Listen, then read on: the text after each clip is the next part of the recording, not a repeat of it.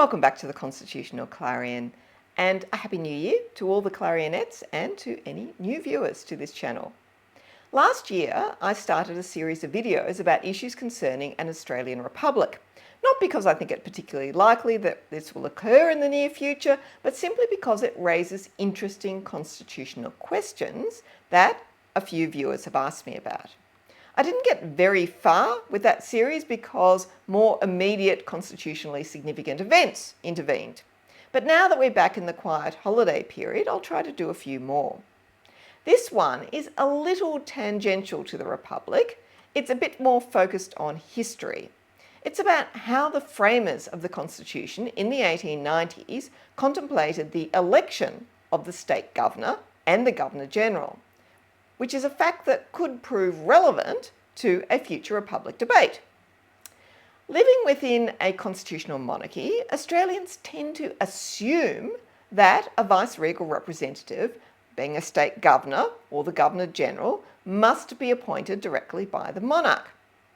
But there are potentially other ways of selecting vice-regal representatives. When Australia's federal constitution was being drafted in the 1890s, the governor of each of the existing Australian colonies was appointed by the monarch upon the advice of responsible British ministers.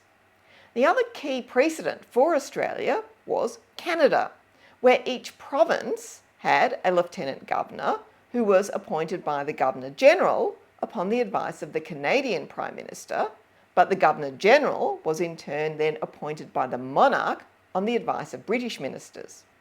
The framers of the Australian Constitution quite deliberately rejected the Canadian precedent. The term governor, rather than lieutenant governor, was chosen for vice-regal representatives in each of the Australian states to distinguish their position from that of the lieutenant governors in Canada. Sir Samuel Griffith asserted at the 1891 Constitutional Convention that the term governor was used to indicate that each of the states is sovereign. Edmund Barton explained at the 1897 Convention that, quote, "This Constitution does not propose to make the governor of a state subject to the Governor-General," unquote. The intention was that the states retain their political integrity and not be treated as subordinate to the Commonwealth. Hence, each state governor had their own direct relationship with the monarch through British ministers in the United Kingdom and not through the Governor-General in Australia.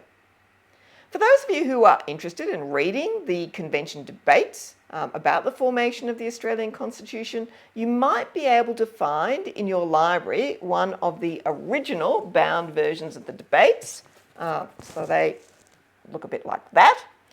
So that's an original one. Or, if you're lucky, you might be able to find the series that was republished by Legal Books back in 1986 of the convention debates with, and this is the very best bit of them, an extra volume. So this is volume 6, which is a volume that contains both commentary and an incredibly useful index in relation to the convention debates. This was done by Greg Craven quite a long time ago, but it's invaluable because it traces through every single provision of the Constitution, and you can see its development and all the references in the various constitutional convention debates. So if you can get that, extremely useful.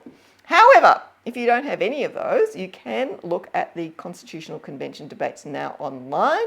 So the Commonwealth Parliament has scanned them and put them online, but it's one of those OCR types of scans, and there are actual errors in there just because of the way it read the page. So if something looks a bit dodgy, you should always check against the original. But now I'm actually going to move on to talking about the various drafts that were made of the Constitution, including some that were made before the 1891 Constitutional Convention. Now, to read those, you need a different book, and this one's a very heavy one. So here we have a book called The Australian Constitution, a Documentary History, edited by John Williams, and you can see it's very big. I once found them remaindered in a state library bookstore, and bought as many for $50 a pop as I could possibly carry. The flaw in that, however, was they're very, very, very heavy to carry. I didn't get to take that many, and I've given away all my spare ones, so don't ask. The other one that you might manage to find in a secondhand bookstore is this one. It's called The Founding Documents, The Founding Documents of the Commonwealth of Australia by David Eastman. And Australians will recognise that name as having an interesting legal background in itself. Now, for those of you who are searching online for drafts of the Australian Constitution, it is not so easy. However, there is a project which I'm involved with at the moment that is going to digitise the various drafts of the Constitution and make them searchable online as well. So when that finally comes into effect and comes online, I'll do a video about it and tell you about it. Now, going back to the history, the Tasmanian politician Andrew Inglis Clark, in the draft constitution that he prepared before the 1891 Constitutional Convention sat, in order to influence the 1891 Convention, he included in Clause 67 a requirement that the governors of the provinces, as he called them, shall be elected by the houses of the provincial parliament for a term of 6 years, rather than being nominated by the Governor-General, as in Canada. He explained that this was essential to secure the independence of the provincial governments from control and influence by the central government. South Australia's Charles Kingston, in his draft constitution, again prepared before the 1891 Constitutional Convention, included a clause that said this: "In each colony there shall be a governor who shall be elected for a period of 5 years by the votes of persons entitled to vote in the colony at the election of members to serve in the National Assembly." He also provided that no person was eligible for election as governor unless he had previously served for at least 5 years as a member of the local parliament of the colony. Now that's quite an interesting one, because that rather bucks the system where your governor is supposed to be someone who is non-partisan in nature. One consequence of these two rather radical proposals for the election of state governors was that when the drafting committee at the 1891 Constitutional Convention addressed the issue, it offered up a compromise position, which was a clause that permitted the states to make such provisions as they considered fit for the manner of choosing the governor of the state. Now, this was intended to accommodate direct election by the people, indirect election by Parliament, and the traditional method of appointment by the monarch. And it left it to each state to determine which method they would choose. Such a clause was included in the final 1891 draft of the Constitution. But when the Constitution went back for redrafting in 1897, that clause was removed on the basis that it unnecessarily interfered with the states. But during the debate on the issue, a number of the framers of the Constitution did raise concerns about the idea of an elected governor. Edmund Barton was concerned that it would make the position of governor a partisan one.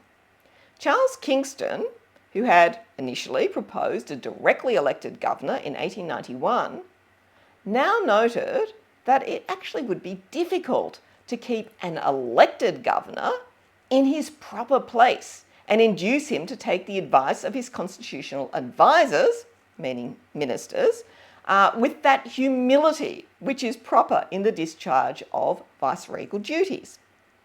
These concerns were also reflected in a separate debate about whether the Governor-General should be elected.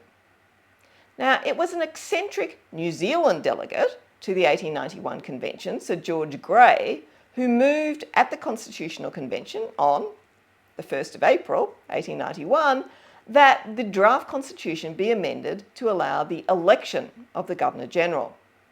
Grey had an unusual career, including as an explorer in Western Australia, Governor of South Australia, Governor of New Zealand twice after having been recalled the first time, as well as Governor of the Cape Colony in South Africa. In his older age, He reversed the normal career trajectory by leaving vice-regal appointments and moving to politics. So he became a politician in New Zealand and even Prime Minister for a short period. As a governor, he'd been known as an autocrat, and he'd been described as the artful dodger of governors for his avoidance of the application of the law and his refusal to obey instructions, which got him into a fair deal of trouble from time to time. As a politician, interestingly, he opposed plural voting and he campaigned not only for an elected upper house, but also for the election of the governor. It was this newfound devotion to democracy which he pressed at the 1891 Constitutional Convention when in Australia. At that time, vice-regal representatives were appointed from Britain, having been drawn from, sometimes amongst the aristocracy, or former British politicians, or civil servant administrators from the Colonial Office. They were not local people. Gray argued that election opens paths of distinction to every citizen if they prove themselves great and deserving men. He thought that the people should not be taxed to pay the salary of the Governor-General if they are deprived of the opportunity of being the Governor-General, or at least the right to vote to elect him. So Samuel Griffith was sympathetic to the idea that Australians should be able to hold the office of Governor-General, but he thought that in time this would happen anyway, even if the Governor-General continued to be appointed by the monarch. And he was right. Alfred Deakin made the point that no person who aspired to leadership or power would want to be Governor-General because the office holds no independent political power. He said, quote, "To make it an object of ambition, you must change its character altogether and make it an office like that of the President of the United States, a high executive office in which a man can carry out his ideas and give effect to his principles. If you do that, you must consider his election. We would insist upon it. If he becomes a personage in political life of this country, his office must be elective. We cannot afford to have in our Constitution any man exercising authority unless he derives it from the people of Australia. At the present time, we say that the Governor-General exercises no such authority." Unquote. The Governor-General's role was to be primarily ceremonial. Most of the powers exercisable by the Governor-General under the Constitution could only be exercised upon the advice of responsible ministers, often through the Federal Executive Council or upon, sometimes, instructions from London. Apart from the exceptional cases where the reserve powers could be exercised, the Governor-General's office was one of formality rather than genuine power.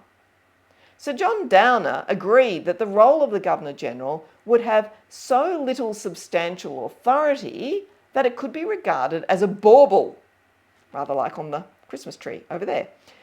But he thought that the election of the Governor-General would be inviting at once an interference in the political system by placing at its head a person who, from the very nature of his election, would speak with authority and assume dominion over the Commonwealth.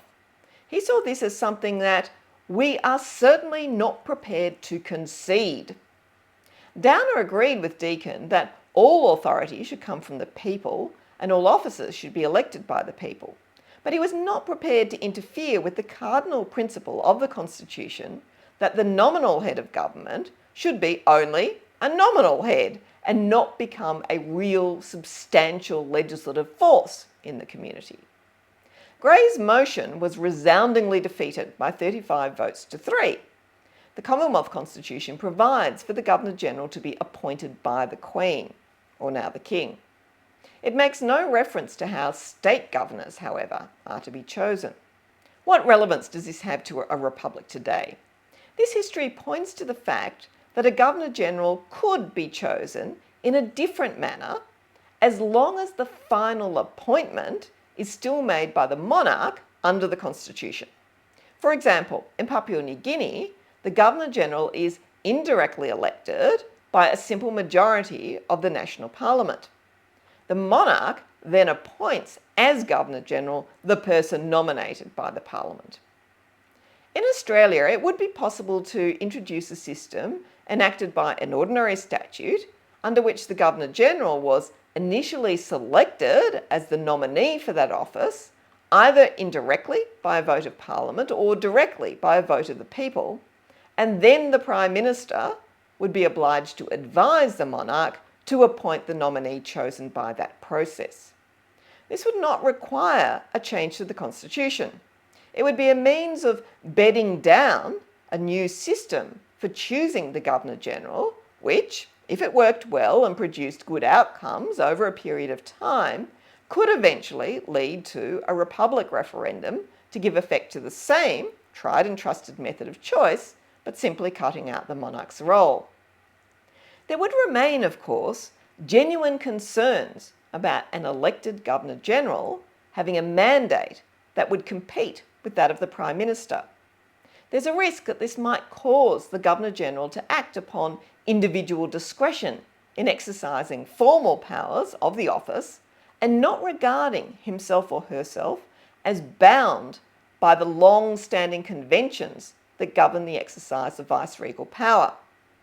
However, if a system of election was established while the Governor-General remained a representative of the monarch, this would provide an adjustment period during which the existing conventions concerning acting upon advice would become intertwined with the new system of non-partisan election, resulting in a more secure and stable system of governance if a republic were later to be introduced.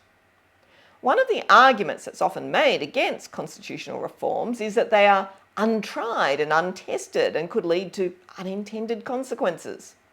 It would be much easier to refute that argument if the system of election had been in place and working perfectly well for a decade or two.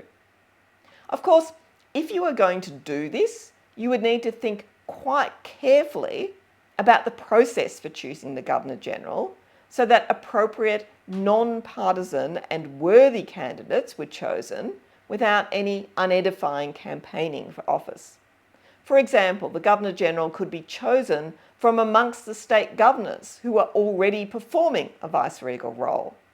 Only those who have shown that they are well suited to fulfil this unusual role with its relentless demands of protocol and ceremony, public accessibility and political tact would be likely to be chosen. It would help alleviate public concerns that the person chosen as head of state would end up being a billionaire who could fund their own campaign, or a political party hack, or some kind of celebrity. Having said all that, it's unlikely that this kind of approach would ever be taken. Prime Ministers, when they come to office, even if they are committed Republicans, do tend to prefer to exercise their personal powers of patronage rather than let others choose. Nonetheless, it is still an interesting thought experiment which does tie back quite nicely to Australia's constitutional history. Thank you again for watching the Constitutional Clarion, and as always, I hope to see you again next time. Goodbye.